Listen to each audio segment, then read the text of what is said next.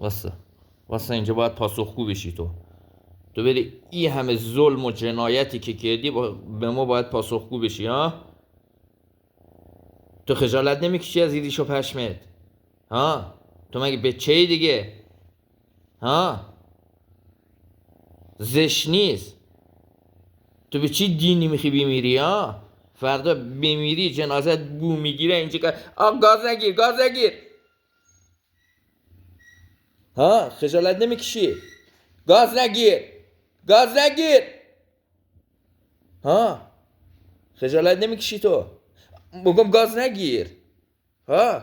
زشت نیست. بنده دسته واسک مگه با تو نیستم ما ها؟